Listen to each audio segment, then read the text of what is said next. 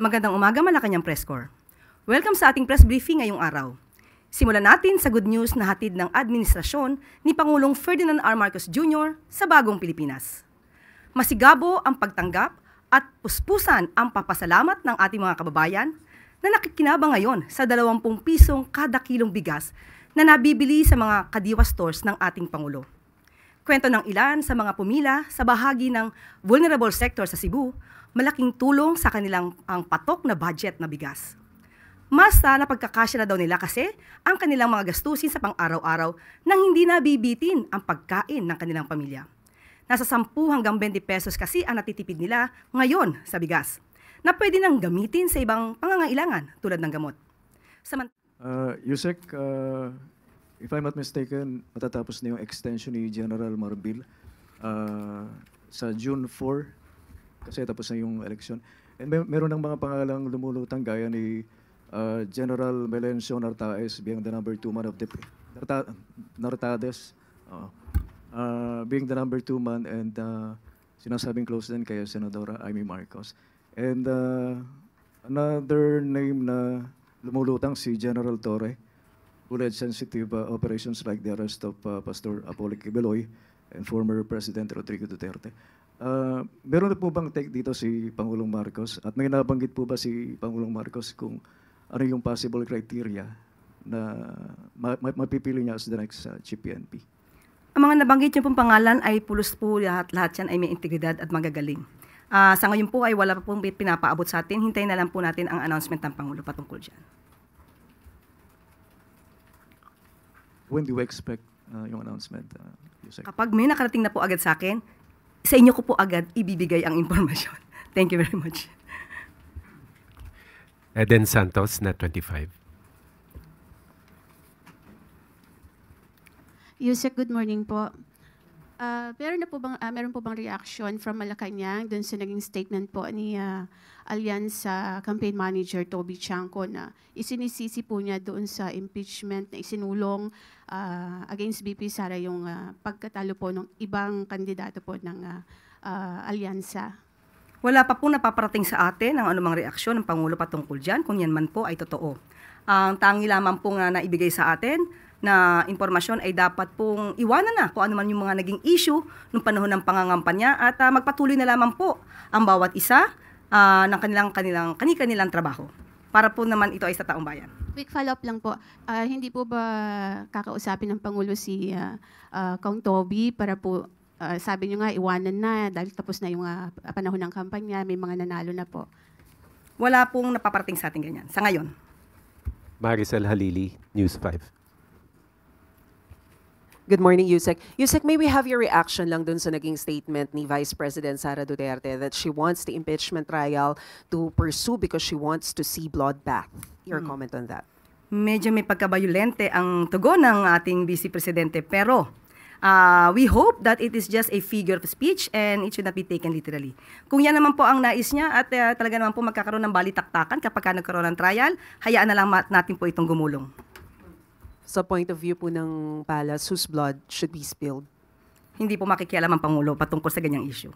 Okay, but do you agree with the statement of former Senator De Lima that this is a toxic rhetoric remarks coming from the Vice President? Hindi rin po tayo magbibigay ng anumang opinion patungkol po dyan. Salamat, Yusek. Clay Pardilla, People's Television. Good morning, Yusek. Yusek, the government has approved 16,000 positions for the coming school year, an increase from 10,000 teaching positions created annually under VP Duterte. Ano po yung nagtulak sa government to increase po ng 16,000 position? How will it impact the class sizes, improve the quality of education, and yung workload po ng mga teachers? Thank you po. Unang-una po, it is the directive of our President, Ferdinand Marcos Jr., to strengthen education system. And also this will add teaching workforces in the schools. We can still remember how the President immediately reacted to the suggestion of Secretary Sani Angara with regard to the needs of building of Child Development Center. The President immediately asked that the funds be released for that purpose. So with this, ang gusto po talaga ng Pangulo ay mabawasan ang kakulangan ng mga guro sa bawat eskwela. Ito lamang po ay unang parte, 16,000 teaching positions ay unang parte lamang po dahil ang target po ay 20,000 teaching positions po.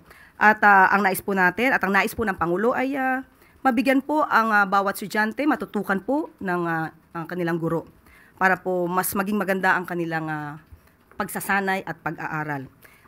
Na meron pong pondong inilaan po dito. Lumalabas po na ang pondo ay 4.19 billion.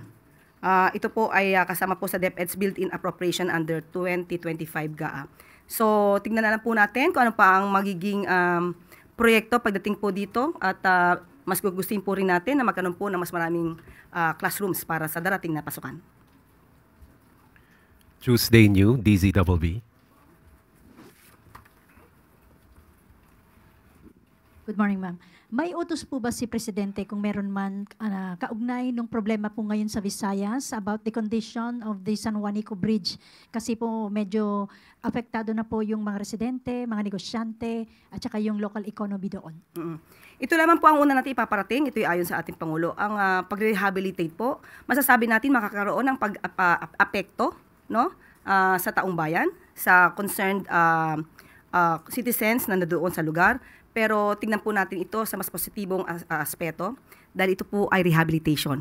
Mas nanaisin po talaga na maiwasan kung ano maaaring idulot ng disgrasya kung ito man ay hindi maaayos na maaga.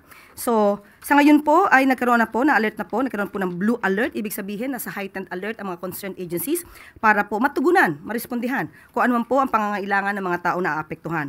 Nagkaroon na rin po ng multi-task force at magkakaroon din po ng public assistance desk on both sides doon sa bridge. At may 24-hour patrol unit na rin po for safety monitoring.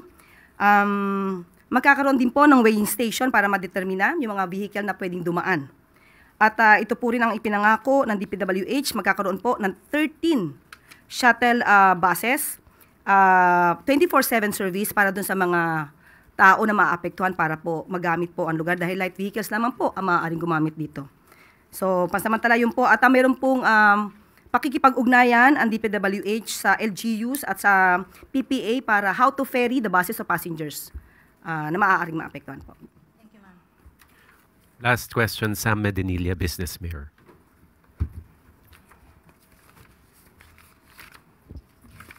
Good afternoon, good morning, ma'am. Magfa-follow up lang kami, ma'am, regarding po dun sa investigation ng Office of the President sa OWA, controversial 1.4 billion land acquisition deal ng OWA. Aside from former administrator Arnel Ignacio, may iba pa po bang other OWA officials na na-sanction or natanggal sa position dahil po dun sa nasabing transaction? Sa ngayon po ay under investigation pa po ang lahat at kung meron pa pong iba mga opisyal na involved dito, magkakaroon po ng aksyon kung sila may tatanggalin, sususpindihin at maagar ang investigasyon po ang kinakailangan dito. Tapos, na-determine na po ba ng Office of the President if yung fund na nagamit for that controversial transaction is nanggaling po dun sa OWA fund, OWA GAA fund or dun sa OWA Trust Fund? Sa initial na investigasyon, hindi po affected ang OWA Trust Fund pero iniimbestigahan pa rin po kung may nagamit. Pero initial po na investigasyon, wala daw po. As of this moment. Thank you, ma'am. Okay. Thank you very much, Yusek Claire. At bago po tayo magtapos, isa pang good news para naman sa mga nagsilbi sa midterm elections nung nakaraang linggo. Alinsunod sa direktiba ni Pangulong Ferdinand R. Marcos Jr., dinagdagan pa ng Department of Budget and Management ng 1,000 piso ang election honorarium ng mga guro at poll workers. Bukod pa ito sa nauna ng 2,000 pisong across the board na dagdag allowance na inanunsyo ng DBM. Dahil sa bagong aumento, makatatanggap na ngayon ng 13,000 piso ang chairperson ng Electoral Board, habang 12,000 piso naman ang poll clerk at ikatlong miyembro ng board.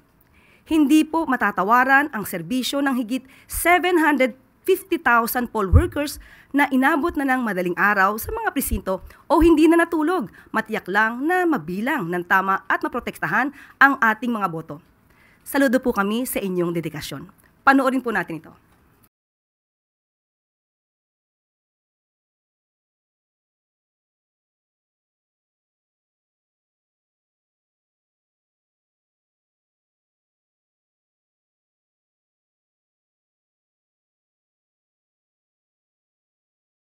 At ito po nagtatapos ang ating briefing ngayong Lunes.